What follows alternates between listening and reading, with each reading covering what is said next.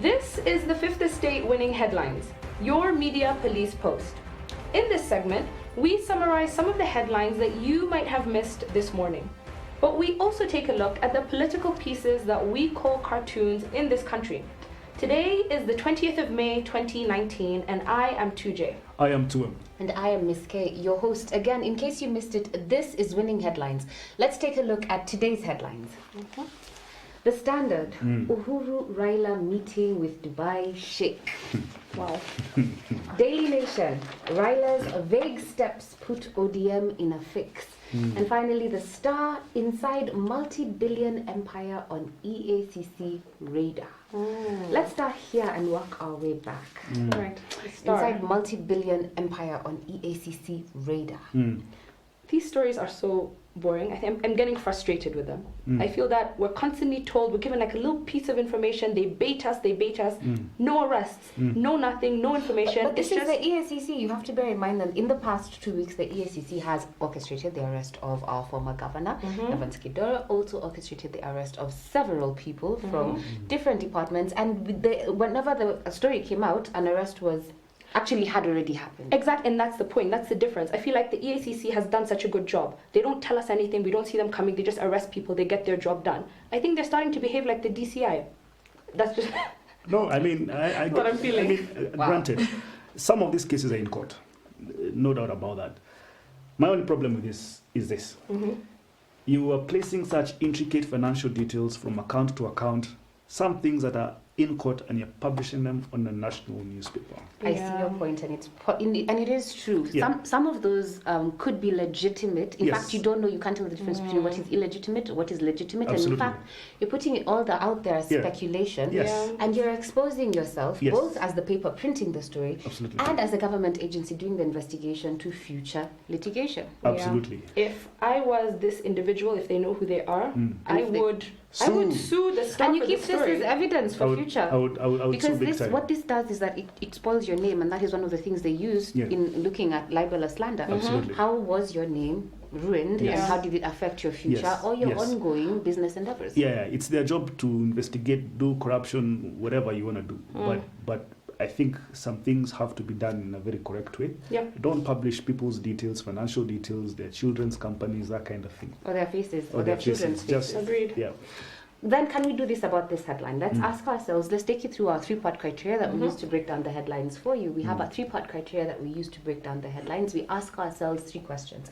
Is this headline topical or is it speculative? Is it groundbreaking or is it repetitive? And finally, is it thoughtful or just plain lazy? It's definitely topical. Yeah. Topical. But it's speculative. This is pure speculation. Topical, we are seeing EACC, Mara, it's DCI. Because it's EACC, DCI, I think it goes with repetitive. This is no and on all 3 speculative. points. Goodbye. Daily Nation, Raila's vague steps put ODM in a fix. They're still soul searching. Yeah. No, I'm serious. It's true, they are. But it also tells you, if he's vague, there's that thing that we say, if you're nested in more than one game. No, if you're behaving suboptimally, you're nested in more than one game. RAILA is behaving suboptimally, and it is because he knows there's something coming. No, he's in different games. So what appears suboptimal to his party, that he is not available to them, even though Sifuna said he is always available, and we note that. He also said that, I'm serious, they said that. And what looks to them as suboptimality is optimal if you look at all the games that he's playing. So I don't know. Unity Party is coming. The Unity Party, you said it first. UPK. UPK coming your way. But I will say this. It kind of reminds me of a story. I don't even know if I want to say this. I think Raila's vision and his followers' vision are at odds ends. Perhaps this is his vision for his life. Just like the disciples didn't know what Jesus was on earth for. The Standard. UHURU RAILA meeting with Dubai Sheikh. This is such an interesting story. This is our new drama. You guys, as Kenyans, every so often the media presents us with a lovely story that we all follow with bated breath. So soap it's opera. Our soap opera, and this is it. This is the new one. You know, here's the thing. In every last 3 headlines that have happened, UHURU, RAILA Gold, or whatever. UHURU, RAILA China, right?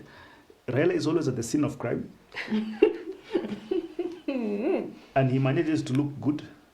Oh, we call it the scene of crime. I thought this one, they were the what were they called? Whistleblowers. Yes, yeah. But because they were minding their own business, they'd gone to China. Chinese said no. Yes. So they went to Dubai to just, let off some steam, before, to chill, to have just a bit of time to just not deal with any of this drama before they get into Kenya. And then while they're there, they have a meeting. Sheikh shows up and says, guys, where's my gold? No, he doesn't ask where's my gold. He says my gold. My gold is he goes like, guys, so good to see you. Nice to have you around. Do you wanna come hang out at the bush? Yeah. Tell me where my gold is. So that was not the intention. Some of these details.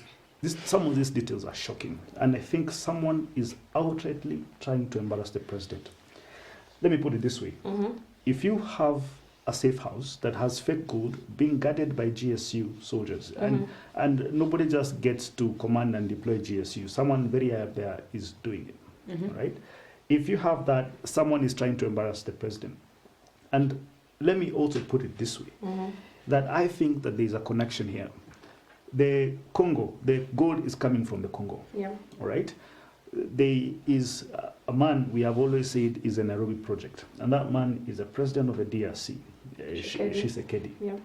Then I see, maybe it's far-fetched, but I see Raila flying to the Congo, meeting Sheikh, and these trucks that are carrying this gold, apparently, they come using. I don't want to say their name just in case they sue. I think what you're saying, without saying too much, is that there's a lot of curious connections that might be related, that might be unrelated, but there's something around it that just doesn't seem right. But there's definitely smoke, and where there's smoke, there's always a fire. There's fire. And you are pointing to the connection and the continual connection that we're noticing. This link between the economy of fake and high politics. Absolutely. And that high politics, it doesn't matter where it's present. Absolutely. Whether it's high politics in Kenya, high politics in Dubai, or high politics in the DRC. I mean, what have we seen recently? Fake gold, fake money, fake ethanol, fake cars, I don't know. But there's lots of strange fakeness. You have seen a fake car. We don't know. Let's wait for the headlines next week. Fake Bugatti found in Kenya. But let me just finish what I was saying. Especially, this was leading to the Sheikh. I don't think the Sheikh will take action on Kenya, and the reason is he has struggled for such a long time to have Dubai look like it has the right business practices. For him to seem to have procured gold using unscrupulous people. Maybe using unscrupulous means, because I don't know whether they had paid tax for this gold from the Congo and why there was need for it to come through Kenya. I don't think the prince would want to expose such deals to the world. Yeah, and I think what we're saying is there's not going to be any resolution in this story. We're enjoying the soap opera right now. There's lots of twists and turns every day, but give it a few weeks, maybe a few months, we'll have forgotten. It will be sorted out quietly. Yeah. In 2 weeks, so what are we Kenyans saying? will forget what this. are we saying about this? Is this our winning headline? Because you've remained with it, or is it not our winning headline? Do we feel that by telling us this story, by giving us the intricacies of the behind-the-scenes deals, that the media has lifted our veil of ignorance? Yes. Are they adding to things? Are they telling us things we would not otherwise have known? They really do that. Yeah, for that reason, I would say, it's a good headline. They really lift the veil of ignorance. Stop today, this Monday. If this is how you're going, I don't even know what you'll do to the papers on Friday. No, last night. The Standard gives us our winning headline. Oh, good one. All right. And on to. All right, guys, did you not have this conversation? What is going on? I'm by myself on Monday. Where will I be on Friday? All right. On to our next segment, the political pieces that we call cartoons in this country. And just like the headlines, we have a 3-part criteria that we use to break down the cartoons for you. We ask ourselves 3 questions. Is the cartoon humorous or is it dry? Is it satirical or is it pessimistic? And finally, is it effective or just plain lazy? Yeah. I see you there with Iga. Let me just pull out the Daily Nation. All right. What do we have today, Tuam? I don't know. Iga's cartoons always look like comic strips, but for some reason, this I kind of like this cartoon. Yeah. And I think the context of this is the last. There were some cases in court. KRA guys caught up in some scandal yeah, and they appeared in hoodies and sunglasses. Now, barely visible. Yes, and now IGA has drawn, the backdrop is the High Court of Kenya, this statue over here, and then next to it is Courtroom Fashion Store. And the Courtroom Fashion store is a quick sale of hoodies, right? But inside the store, the There's guy a is a fox. Oh, fox, okay. Is a It's not fox. fat cat. It's a fat cat, or maybe, and it's wearing its shades, and it's at the till, and it's paying for. Because it knows it's about to go to court. 1,000, be the shame and the cold sells. The cold cells. I love it. No, I mean, I love it. I like the it. cartoon because it's extremely topical. Yeah. It's right on the money. And I think there were some headlines that were talking about how bizarre this new trend is. Yes, but I kind of like it. I think. You like the new trend? I like the new trend because people have never known how to dress up in court. Do you understand the whole purpose of a courtroom? Let me put it this way. Let me put it this way. And this is a spontaneous order.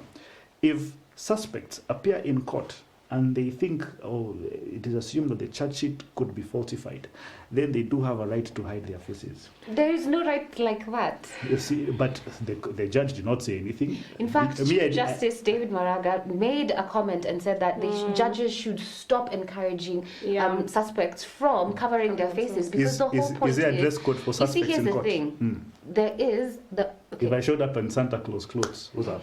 Wow. I was charged.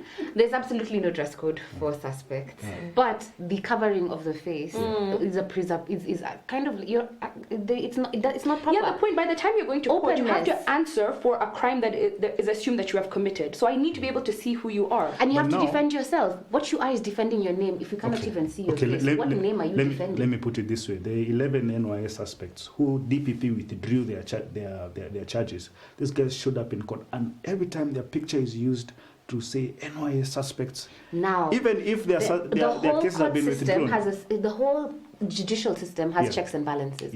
If you take me to court right now, Ms. K, and you charge me for this thing, and then you find that it was fraudulent, that was fraudulent, yet you've taken 2 years of my time. Now what I do is I come back and I sue the state for the time it has taken from me, and I win that case.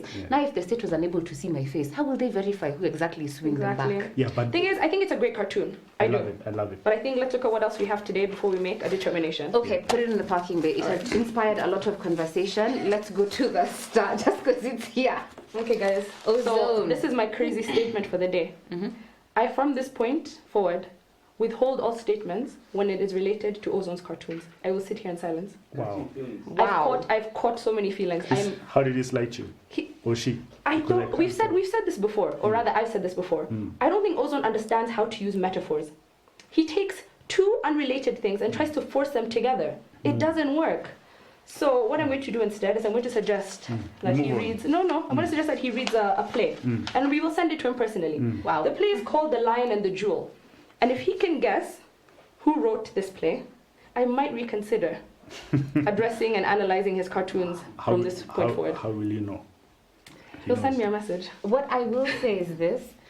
You guys, I don't know. I'm particularly sensitive to certain imagery. Yes. And this imagery hurts my sensibilities. So on that, it's for you. Would you? I don't think we're feeling toss it. Yeah. All right. Finally. This one I love. I love it because of the padlock. It's by Gado. Yep. And it is a female, the Tanzanian version of Wanjiko, whose lips have been shut using a padlock. Who's the padlock? Magufuli's head. A cashew nut. Oh my gosh. Oh my god. I had forgotten that cartoon, but it was apt. Yeah, so the context of this story is that he has been criticized by human rights groups for cracking down on independent media and arresting opposition members. Yeah. And Ms. K, we were having this conversation earlier. It's so funny how we look at Magufuli has gone from 0 to 100. So funny. As he went into the presidency, he was this crown jewel of East Africa. He was getting his job done. He was doing what needed. He made promises and he seemed to be keeping them. In fact, he could walk into offices and request people, what are you doing right now? Tell me your targets. What have you done? And everyone was lauding him and comparing him to UHURU and telling UHURU, see your brother. Exactly. Felt like, I'm telling you, the media kind of felt like your parent. Why aren't you like your neighbor? Your neighbor, yeah. I actually think those are traits of banana republics. I think people should be left to criticize the head of state as they wish, as long as it is within the law. After all, we are a democracy. Freedom. That's Yeah, why we are a speech. democracy. But one interesting point is that Gado is a Tanzanian.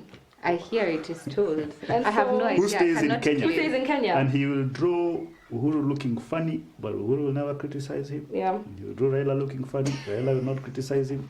If he was to do this in TZ, All right. So what do we say Cannot between say these two anything cartoons? about that. Do we have a winning cartoon? I have to pick Iga. Yeah. I can't even believe that I'm doing this. Iga, this is for you. Yeah. I'm picking Iga. Iga. Yeah. I think I agree with you guys. Yeah. I think this is our. But this is hilarious. It is funny. I love Yeah. it. In I its love it. simplicity and everything. I love That it. is very true. I love it. And we have a winning cartoon from the Daily Nation. Iga. And on to our final segment. What is our final thought this Monday? And now, our final thought. It is inspired by a book entitled The Art of War by Sun Tzu. And we will dedicate this book to the new Gestapo sisters, Wow. Kinoti and Haji. Are you speaking on our behalf? I said He's we. speaking on his own behalf. And I will base it on chapter 4. And Sun Tzu calls it tactical disposition. And let me just quote a small excerpt from it. And it says, conceal your dispositions, and your condition will remain secret, which leads to victory. Show your dispositions, and your condition will become patent, which leads to defeat. Now, the reason I'm saying this is because of this. Kinoti and Haji have been prosecuting cases in the domain of the public, in the court of public opinion, all right, and thereby giving a lot of secrets that could have been handled in a much cleverer way, all right. My point is, if cases were investigated in a very quiet way, and then you come to us and say, I have this case, or you take it to court and say, I have this case, this is the evidence, it is enough to prosecute these guys, fantastic. But the moment you let out details of a certain case, look at Kimorer, look at Taror, the amount of money they said was huge, but yet nobody has said anything, Yeah. right? But now you have spoiled people's names. People are at home with black tags or scarlet Yeah. letters So on I their think heads. let's explain a little bit about what this book is about, right? Yeah, I know it's yeah. one of the most famous books in the world, so I'm sure a lot of the people at home might have read it or heard of it. Yeah. So the book was written around 500 BC. That's maybe around 2,500 years ago. Yeah. So the book it's a 13-chapter book. You could probably read it in a day. Yeah. And each chapter is dedicated to a different aspect of warfare. So this book has shaped how conflicts, how wars have been discussed and treated and fought. Yeah. Yes. So I think what we want to do is just maybe summarize 3 key points at the book, the 3 key tenets in the book. So the first one is know your enemy and know yourself. 1,000 battles, 1,000 victories. The second point, avoid what is strong. Attack what is weak. Wow. And the third one, to win 1,000 battles is not the height of skill. To subdue the enemy without fighting is. So to subdue the enemy is the height of skill. So I think now we can just break down what those 3 points really mean. Yes. Yes. So know your enemy, know yourself, 1,000 battles, 1,000 victories. And the example that comes to mind is the Vietnam War in the 60s. Yes. And so the Viet Cong were presumed to be the underdogs. Okay. The Americans said they're useless fighters. They fight with pangas. They don't know how to do anything. They are And king. yeah, exactly. And the Americans, with their numbers, Yes. with their And they high, also had flight. with their planes, with their high skills, were presumed to be able to win the war. Yes. But in fact, history tells us that the Viet Cong were the ones who won the war because they used guerrilla warfare. They used unprecedented and untraditional forms of warfare. Yes. And I think it's because they knew themselves and they knew their enemy. So the Exactly. Viet Cong had a purpose. I mean, we've said this before when we read Simon Sinek's book. They started with why. So their purpose was they're willing to fight to the death, and they also understood the Americans very well. Here you had young guys coming straight out of what there was. They were most of them out of college or high school. And they were coming into this land which was extremely hostile. It rained all the time, it continually rained. It was very hostile. humid. So it was hot, it was humid, there were so many flies. So they gave them a lot of bangi. Walikuwa nakunywa bangi nyingi. So they gave it to them in droves. Yes. They also gave them another thing that young men love so much, women. But the Viet Cong on the other side said, you kill one Viet Cong, we kill one American. You kill 100, we kill one American. You kill 1,000, we kill one American. They were fighting to the death. It was a long game for them, an infinite game. Infinite. So what actually happened is the Pentagon, the Americans, set up this research project in Saigon in 1965 Yes. in order to take the prisoners of war to measure the effect of US bombing on the morale of the Viet Cong. And what they found is that they couldn't understand the data that they collected. The Viet Cong, while being prisoners of war, would say, we are going to win this war. You Americans do not understand what is happening on the ground. We know where the tunnels are, we know how to keep safe. And so the Americans misinterpreted this information for Viet Cong Foolhardy. exactly. Foolhardy. And what ended up happening is the Americans lost the war because they did not understand their enemy and they did not understand themselves. And then we say the second point, avoid what is strong, attack what is weak. Yes. And the point here is what we've spoken about before. You use your weakness to your advantage. Yes. Strength is not always what will help you win the war. Oh, yes. And finally, to win 100 battles is not the height of skill. To subdue the enemy without fighting is. So here he's talking about deception. And he's talking about how you shouldn't have to use physical violence to win a war. Sometimes being a bit, keeping your cards close to you is the best way to win a war. Hey, my God. June, you sound so wise today. Huh? But I will say this, the enduring nature of the art of war for 2,500 years, I don't even understand what's going on here. I think that the art of war has endured all this time, not because it's a book about military strategy alone. Because you see, when Sun Tzu wrote it, and I don't know if you want to say, is it actually Sun Tzu who wrote it? There's lots of rumors about it. Was it one person? Was it two? Was it actually Sun Tzu? I don't know. But anyway, the reason why I think it has endured all this time is because it didn't focus on the military tactics or the military abilities of the armies of that time when it was written 500 BC. Because, I mean, ideally, they would be extremely rudimentary compared to what we have right now. But what it does focus on is human nature and the ability to exploit human nature regardless of which element of life it is. So now the Art of War itself stops being a book that is applied only in military strategy and becomes applicable in all matters, whether it's politics, whether it's business, whether it's relationships, generally in life, even marriage. And I will ask this question, if I was to bring it home to our own reality, between our politicians that we look up to right now, between RAILA, between Ruto, between UHURU, who is the master strategist, who is applying the art of war in a way that is clever? I have a straight answer, but before I say it, I'll ground it in what June said. You know, I've told her today she sounds very wise. Huh? So I like what you said, is to subdue the enemy without fighting is a height of skill. Yes. And I sit back and I ask myself, who is this political animal that is subduing without fight? Yes. And I'll answer my own question. That is Raila Odinga. Okay. Wow. And I think... And by the way, I must say, I didn't think you were going to go there. No, I actually think he's the best student of Sun Tzu. Right? When he's throwing himself in, he's also attending handshake night meetings. Right? When he's traveling with Uhuru to Dubai, the Sheikh of Dubai is telling Uhuru his gold is stolen. Basically, he is at the scene of crime. What I said earlier, he's at the scene of crime every time. But he just manages not to look bad. But the person who looks bad is Uhuru Kenyatta. And I want to give Raila an award. Please, okay. Yes. Let me even not stop you. Go ahead. It's called the Honorary Award for Cleverness from the Fort Hall School of Government. It's a diploma. Diploma. The Honorary Diploma of Cleverness from the Fort Hall School of Government. Bravo, Baba man. I will say this. Two questions for you. And I borrow this from the Art of War. Yes. Two things. One is called the Tower of Paradox. Yes. And in the Tower of Paradox, you're always contradicting what the enemy thinks of you. Yes. So when you're actually strong, you appear weak. When you're close, you appear far. When you're humble, when you're proud, you appear humble. All of these things, like when you're attached, you appear separated.